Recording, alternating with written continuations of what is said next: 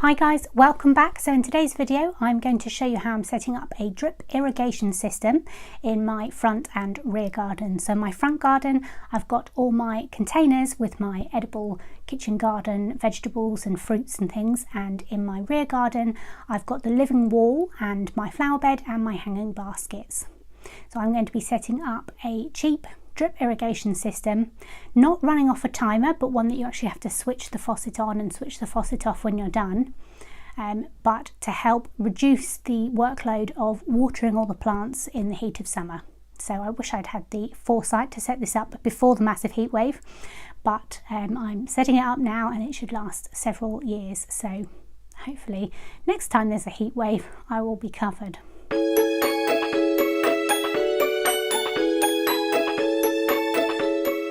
So in the kit you get 25 metres of the black rubber tubing. You also get this attachment which goes onto your outside garden tap. So this is the same as any of your normal hose pipe attachments, the sort of pull and click connect method. So I've already got attachments for this on my outside faucet, and I will be using this, which is the attachment for the outside faucet, on my water butt in order to connect the two together. So that literally just slots in like that and they click together, and then you pull that down and it clicks and comes out again. So that's basically how you attach this to your normal garden watering attachment. So I've threaded this part on, which is the covering for the attachment, and then as you can see here I've just pushed the end of my rubber tube down over the little spike that comes out of the bottom of this attachment and wiggled that down onto there. There's a little sort of rim that you can just about see all around that sort of catches it and keeps it in place, and then this just screws over the end of that and holds it firmly in place, so I can tug that quite strongly and nothing's going to give. So that's where we start off, and attach that to the end of the black tubing. The next part I'm going to show you is I've got a bag here of 30 emitters. So these are the emitters. On the end of it you can see there's a little arrow with a plus and minus sign. So if you screw it this way you get more water coming out of it, and if you screw it this way you get less water coming out of the actual emitter. So in a more expensive kit you might actually know what type of emitters these are, because you get gallons per hour or litres per hour, and so then if you run it for the full hour you know exactly how much water is being emitted, and you can calculate if you run it for 10 minutes or 20 minutes or 30 minutes exactly how much water that emitter is giving to that particular hanging basket or pot or garden bed, so you can get a better idea of the flow. This then is a T-Junction. So if we look, I've cut some little bits of the rubber tube here. So if I take a long bit which represents the main body of the pipe that's going to go along between the different garden pots and things, and then we suddenly say, okay, I want to put a T on here and T off to go into this hanging basket here. So I'm literally going to take a pair of just everyday scissors and cut that tube in half. I'll then put the T of the emitter down, and these take a bit of working to get over the lip that I was talking about earlier. The more you work them on, the better the watertight seal will be. So you can see there I have attached the two middling pieces to the T, and then I've got my offshoot here which I will attach to the actual T itself. Now these are quite a tight fit. I imagine that you could use some sort of lubricant to get them on a little bit easier, but I don't really want these to be able to slip on and off easily. So for now I'm just going to do them the best that I can whilst filming. And then you put your emitter onto the end of your T.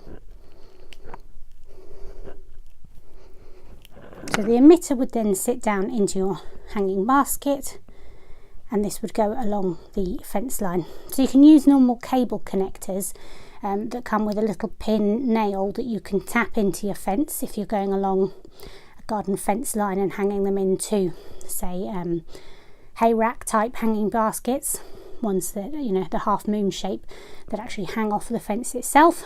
Or if you're going along the ground, the kit actually comes with these pegs here that allow you to clip them over the tube and tap that down into the soil to keep this nice and, you know, clearly up against a fence or something out of the way, so that you're not digging into this with your trowel or your shovel or anything like that.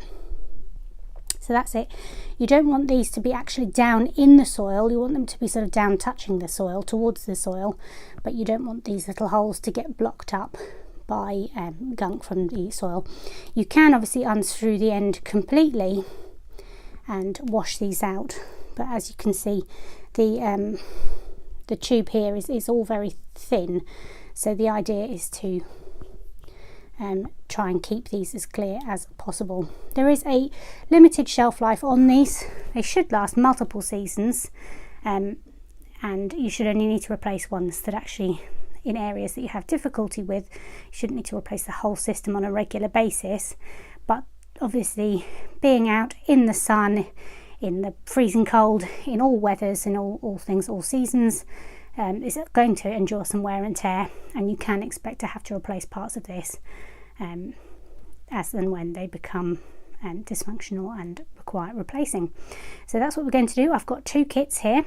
Each kit cost me about £13.95 from eBay, and they contain, as I said, about 30 emitters, 30 T-junctions, 25 metres of cable, about 30 of the garden pegs, and the 2 hosepipe adapter parts. So I'm going to set these up. I'm going to set one up on the living wall and flower bed and the hanging baskets in the back garden, and I'm going to set one up to all of my containers and vegetable fruit beds in the front garden. So one's going to be running off the water butt in the front garden, and one's going to be running off an outdoor garden faucet in the back garden that already has a hosepipe adapter on it, so I'll be using the existing one. I haven't bothered with timers because it's not that I need to remember to water, it's that I need to start saving some time. When you're gardening this much in the heat of summer, coming home in the evening and gardening when the sun's gone down, doing the watering in the evenings or the early mornings before and after work, you can end up standing outside watering for 2 hours.